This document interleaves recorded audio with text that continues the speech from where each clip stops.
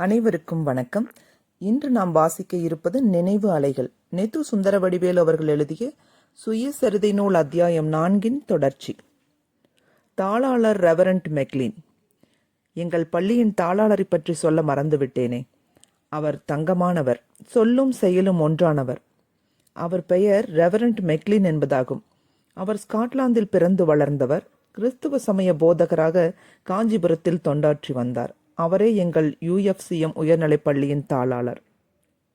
அவர் 6ஆம் படிவத்திற்கு பைபிள் பாடம் நடத்துவார். நான் அவரிடம் பைபிள் பாடம் கற்றவன். என்ன, அக்கால கிறிஸ்துவ பள்ளியில் இந்து பையன்களும் கிறிஸ்துவ வேதம் படிக்க வேண்டுமா என்று மலைக்காதீர்கள். அப்படியொன்றும் கட்டாயமில்லை. வேத பாடம் அல்லது ஒழுக்க பாடம் என்பது பாடமுறை. கிறிஸ்துவ மாணவ மாணவிகள் வேத பாடமே படிக்க வேண்டும். இந்து இஸ்லாமிய மாணவர்களுக்கோ ஒழுக்க பாடம். நான் இப்பள்ளியில் சேர்ந்த போது உங்களுக்காக ஒழுக்க பாடம் நடத்துகிறோம். வேத வகுப்பு நீங்கள் நுழையக்கூடாத இடம் அல்ல. கிறிஸ்துவர் அல்லாதவரும் விரும்பினால் அதை படிக்கலாம். அந்த உரிமை உண்டு. ஆகவே உங்கள் விருப்பப்படி எந்த பாடத்தை படிப்பதென்று முடிவு செய்யுங்கள் என்று அறிவிக்கப்பட்டது. எனக்கு ஒன்றும் புரியவில்லை. அதை என் தந்தையிடம் கூறினேன்.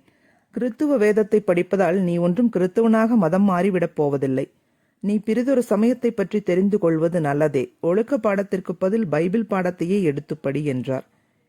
என் தந்தை அவ்வளவு உறுதியான நம்பிக்கை கொண்டிருந்தது எதனால்? முன்பு அவை எப்படி இருந்திருப்பினும் நான் மாணவனாக இருந்த காலத்தில் கிறிஸ்துவ பள்ளிகள் எல்லோருடைய நம்பிக்கைக்கும் உரியனவாகவே நடந்து வந்தன. அந்த கால கிறிஸ்துவ ஆசிரியர்கள் கிறிஸ்துவ மாணவர்களை மட்டும் ஊக்குவிப்பவர்களாக செயல்படவில்லை, எல்லோரையும் ஆதரித்தார்கள். அகப்பட்டதையெல்லாம் கிறிஸ்துமயமாக்கும் கிறிஸ்துவ அருளுக்கு புறம்பான முனைப்பில் அவர்கள் அப்போது செயல்படவில்லை. மற்ற பள்ளிகளில் ஆதரிக்கப்படாதவர்களுக்கெல்லாம் தக்க சரணாலயங்களாக கிறிஸ்துவ கல்விக்கூடங்கள் சிறப்பாக இயங்கின. கிறிஸ்துவர்களுக்கு சலுகையும் பிற சமயத்தவருக்கு தொல்லையும் கொடுக்க அக்கால கிறிஸ்துவ ஆசிரியர்கள் முனைந்ததில்லை. எனவே நாட்டுப்புறத்தாரும் கிறிஸ்துவ கல்விக்கூடங்களை நம்பினார்கள். செய்வன திருந்தச் செய்தல் என் தந்தையின் இயல்பு. என் தாயும் அரைகுறை ஈடுபாட்டை அறியாதவர். அப்படி இருக்க அவ்வியல்பு என்னை மட்டும் விட்டுவிடுமா? படித்த பைபிளை ஒப்புக்காக படிக்காமல் ஆர்வத்தோடு படித்தேன். புதிய ஏற்பாட்டினை கீழ் வகுப்புகளில் தமிழில் படித்தேன், மேல் வகுப்புகளில் ஆங்கிலத்தில் கற்றேன். வேத பாடத்தில் ஒவ்வொரு ஆண்டும் முதல் பரிசையோ 2ஆம் பரிசையோ தட்டிக்கொள்வேன். கிறிஸ்துவ வேதத்தை படிக்க நேரிட்டதை தாம் பெற்ற நட்பேராக கருதினார் தமிழ் தென்றல் திருவி கல்யாண சுந்தரனார். பல்துறை தொண்டில் தோய்ந்திருந்த தமிழ் பெரியார் அப்படி கருதியது மிகைபடக் கூறியதல்ல. இதை நான் என்னுடைய எளிய வாழ்க்கையில் உணர்கிறேன். நான் பைபிளை படித்ததை பற்றி மகிழ்கிறேன், பெருமைப்படுகிறேன். அப்பாடம் இன்றும் சறுக்கு நிலத்தில் உதவும் ஊன்றுகோலாக எனக்கு பயன்பட்டு வருகிறது.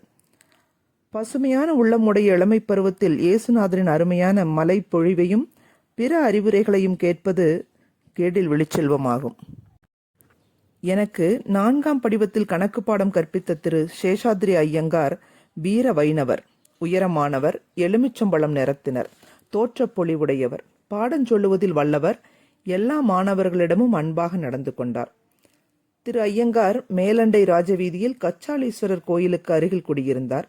எல்லா பிரம்மோற்சவங்களின் போதும் வான வேடிக்கைகள் உண்டு. கச்சாலீஸ்வரர் கோவிலுக்கு முன் உயர்ந்த பந்தலின் கீழ் சுவாமியை மண்டகப்படி செய்வார்கள். அவ்விடத்தில் வான வேடிக்கைகள் நடந்த பிறகு மீண்டும் புறப்பாடு. ஊர்வலம் ஐயங்கார் வீட்டை தாண்டியே செல்ல வேண்டும். விழா காலங்களில் அவர் வீட்டு திண்ணைக்கு நானும் நண்பர்களும் செல்வோம். கணக்கு ஐயாவும் எங்களோடு சேர்ந்து வான வேடிக்கைகளை பார்ப்பார். சிவனுடைய ஊர்வலமாக இருந்தால் வான வேடிக்கை முடிந்ததும் வீட்டுக்குள் போய்விடுவார். ஊர்வலம் வீட்டை தாண்டிய பிறகே வெளியே மெதுவாக தலை நீட்டுவார். வீர வைணவர் சிவன் முகத்தில் விழிக்கக்கூடாது என்னும் மரபை அவரிடமே தெரிந்து கொண்டேன். எங்களுக்குள் சைவ வைணவ பகை கிடையாது. என்னுடைய நெருக்கமான உறவினர்களில் சிலர் சைவர்களாகவும் சிலர் வைணவர்களாகவும் இருப்பார்கள். என் தந்தையின் கொடிவழி திருநீறு பூசுவோர், தாயின் முன்னோர்களோ நாமதாரிகள்.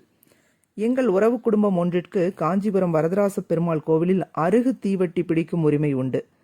அதாவது மூலவருக்கு பக்கத்தில் நின்று தீவட்டி பிடிக்கும் உரிமை அக்குடும்ப ஆண்களுக்கு உரியதாகும். சிவன் முகத்தை கூட காணக்கூடாத வைதீகரான கணக்கு ஆசிரியர் மாணவர்களிடம் சைவன் வைணவன் என்றோ இந்து பிற சமயத்தவன் என்றோ வேற்றுமை காட்டியதில்லை. அவரிடம் பார்ப்பனர் அல்லாதார் வேற்றுமை உணர்வு மின்னியதை கூட நாங்கள் கண்டதில்லை. புறத்தே வைதீகர்களாக காட்சியளித்த பலரிடம் ஊடுருவியிருந்த சமத்துவ மனித உணர்வினை வெளியே முற்போக்காளர்களாக நடித்து கொண்டிருக்கும் பலரிடம் நான் காணாது ஏமாறியது பிற்காலத்தில். தொடர்வோம். அலைகள் ஓய்வதில்லை.